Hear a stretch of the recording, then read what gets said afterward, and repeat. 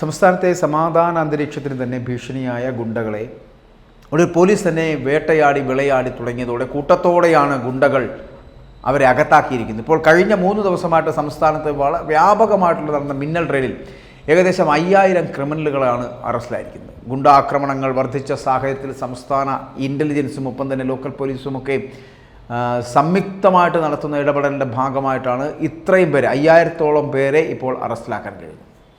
ഗുണ്ടാവേട്ട ഈ മാസം 25 വരെ തുടരുവാനാണ് ഇപ്പോൾ പോലീസിൻ്റെ തീരുമാനമെന്ന് പറയപ്പെടുന്നത്. കാരണം സംസ്ഥാനത്ത് ഗുണ്ടാക്രമണങ്ങൾ വർദ്ധിച്ച് അല്ലെങ്കിൽ ആ വർധനവ് സംബന്ധിച്ച് സംസ്ഥാന ഇൻ്റലിജൻസിന് നേരത്തെ തന്നെ മുന്നറിയിപ്പ് നൽകിയിരുന്ന ഒരു സാഹചര്യമായിരുന്നു.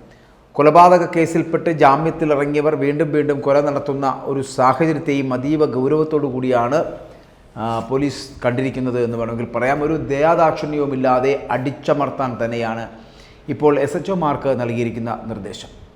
കാരണം ആരെയും പിടികൂടാതിരിക്കണ്ട എന്നുള്ളതാണ്. പോലീസിൻ്റെ നടപടി കടുപ്പിച്ചതോടുകൂടി തന്നെ പല ഗുണ്ടകളും ഇതിനകം തന്നെ കേരളം വിട്ടതായിട്ടുള്ള സൂചനകൾ ഉണ്ടാകുന്നുണ്ട്. ഇവരെ പിടികൂടാൻ പ്രത്യേകം പോലീസ് കോഡ് അടക്കം ഇവരുടെ പിന്നാലെ തിരിച്ചിരിക്കുന്നു എന്നാണ് പറയപ്പെടുന്നത്. ഓരോ ജില്ലയിലും സാഹചര്യങ്ങൾ സംസ്ഥാന പോലീസ് മേധാവി ഡോക്ടർ ഷെയ്ഖ് ദർവേഷ് സാഹിബും സംസ്ഥാന ഇൻ്റലിജൻസ് മേധാവിയായിട്ടുള്ള മനോജ് എബ്രഹാമും പ്രത്യേകം വിലയിരുത്തപ്പെട്ടിട്ടുണ്ട്. ആ വിലയിരുത്തലുകൾക്ക് ശേഷമാണ് ഗുണ്ട ആക്ട് പ്രകാരം ഇങ്ങനെ നടപടികൾ സ്വീകരിക്കുന്നത്. ഗുണ്ടകൾക്കെതിരായിട്ടുള്ള നടപടിയായിട്ടുള്ള ഓപ്പറേഷൻ ആഗ്, ലഹരി മാഫിയകൾക്കെതിരായിട്ടുള്ള പരിശോധനയായിട്ടുള്ള ഡി ഹണ്ട് എന്നിവ യോജിപ്പിച്ചാണ് 3 ദിവസമായിട്ട് സംസ്ഥാനത്താകെ ഈ പരിശോധന നടന്നുകൊണ്ടിരിക്കുന്നത്. ADGP MR അജിത് കുമാറിൻ്റെ മേൽനോട്ടവും പോലീസ് ഓപ്പറേഷന് ഉണ്ടായിരുന്നു. പക്ഷേ അദ്ദേഹം ഇപ്പോൾ ലീവിലുമാണ്. പക്ഷേ ആ സാഹചര്യത്തിൽ ഗുണ്ടാപ്രവർത്തനങ്ങളിൽ ഏർപ്പെടുന്നവർ അല്ലെങ്കിൽ ഗുരുതരമായിട്ടുള്ള കുറ്റകൃത്യങ്ങളിൽ ഉൾപ്പെട്ടവർ, വാറണ്ട് പ്രതികൾ ഉൾപ്പെടെയുള്ളവരാണ് പോലീസിൻ്റെ സംയുക്തമായിട്ടുള്ള ഓപ്പറേഷനിൽ അറസ്റ്റിലായിരിക്കുന്നത് എന്നുള്ളതാണ്. ഇതിനു പുറമെയാണ് അനവധി പേരെ കരുതൽ തടങ്കലിൽ ആക്കിയിരിക്കുന്നുമുണ്ട്. ഇപ്പോൾ അറസ്റ്റിലായിട്ടുള്ള പ്രതികളുടെ വിരലടയാളമടക്കം പോലീസ് ശേഖരിക്കുന്നുമുണ്ട്. അങ്ങനെ സ്ഥിരമായി കുറ്റകൃത്യങ്ങളിൽ ഉൾപ്പെടുന്നവരുടെ വിവരസഞ്ചയം അത് സൃഷ്ടിക്കാനായിട്ടാണ് വിരലടയാള വിദഗ്ധരുടെ അടക്കം അവരുടെ വിരലടയാള വിവരങ്ങൾ ശേഖരിക്കുന്നത്. ഗുണ്ടാവേട്ട തുടരുന്നതിൻ്റെ ഭാഗമായിട്ടാണ് അത് ദിവസങ്ങളിലെ നടപടികൾ സിറ്റി പോലീസ് കമ്മീഷണർമാരുടെയും ഒപ്പം തന്നെ ഈ റൂറൽ SPമാരുടെയും ഒക്കെ നേതൃത്വത്തിൽ വലിയ വിലയിരുത്തലുകൾ ഇപ്പോൾ നടത്തുകയാണ്. കൊച്ചിയും തിരുവനന്തപുരം, കോഴിക്കോട് നഗരത്തിലെ ഗുണ്ടാ ആക്രമണങ്ങൾ അമർച്ച ചെയ്യുന്നതിന് കൂടുതൽ ജാഗ്രത പാലിക്കുവാൻ കഴിഞ്ഞ ദിവസം ചേർന്നിട്ടുള്ള ഓൺലൈൻ യോഗത്തിൽ തന്നെ സംസ്ഥാന പോലീസ് മേധാവി എല്ലാവർക്കും നിർദ്ദേശങ്ങൾ നൽകുകയും ചെയ്തിട്ടുണ്ട്. സംസ്ഥാനത്ത് സൈബർ കുറ്റകൃത്യങ്ങൾ കൂടുന്നത് തടയുന്നത് സംബന്ധിച്ചുള്ള സൈബർ വിഭാഗം മേധാവി ADGP H. വെങ്കടേഷ് ജില്ലാ പോലീസ് മേധാവിമാരുമായിട്ടും ചർച്ച നടത്തി കഴിഞ്ഞിരിക്കുന്നു.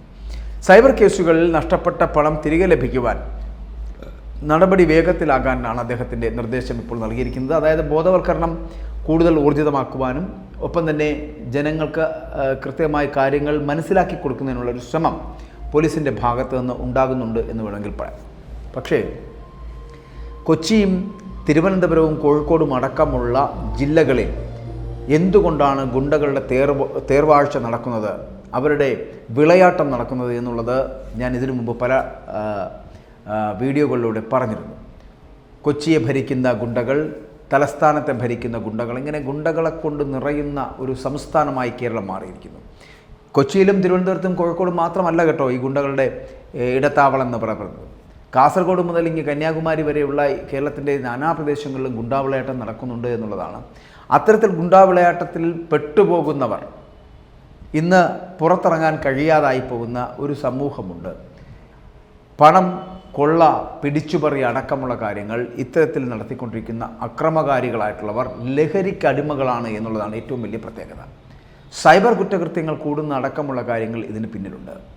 ഇങ്ങനെ വലിയ രീതിയിലുള്ള ഗുണ്ടാപ്രവർത്തനങ്ങൾ ഒരു സംസ്ഥാനത്തെ അരാജകത്വത്തിലേക്ക് തള്ളിവിടുന്നു എന്നുള്ളത് കൊണ്ട് തന്നെ ഇപ്പോൾ എന്തുകൊണ്ടോ സംസ്ഥാനത്തെ സമാധാന അന്തരീക്ഷത്തിന് വേണ്ടിയിട്ട് 5000-ഓളം വരുന്ന ക്രിമിനലുകളെ 3 ദിവസമായിട്ടുള്ള പരിശോധനയിൽ പോലീസിന് അറസ്റ്റ് ചെയ്യാൻ കഴിഞ്ഞു എന്ന് പറയപ്പെടുന്നുണ്ട്. പക്ഷേ അത് എത്രത്തോളം ഇനി മുന്നോട്ട് കൊണ്ടുപോകുമെന്നോ, ഈ പോലീസും ഗുണ്ടകളും തമ്മിലുള്ള ഒരു ഇഴപിരിയാത്ത ബന്ധം അത് ഉണ്ടായിരുന്നു എന്നുള്ളത് ആദ്യം സംശയകരമായിരുന്നുവെങ്കിൽ ഇപ്പോൾ നമുക്ക് തീർച്ചയാക്കാൻ കഴിയും.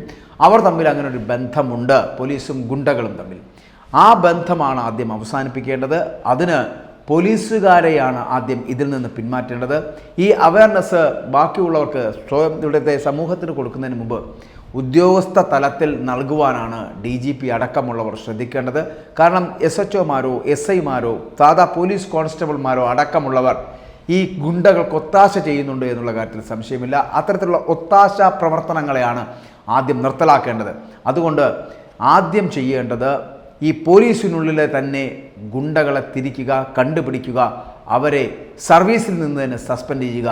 അതിനുശേഷമാണ് ഈ സംസ്ഥാനത്താകമാനമുള്ള ഗുണ്ടകളെ നിർമ്മാർജ്ജനം ചെയ്യേണ്ടത് എന്നുള്ളതാണ്.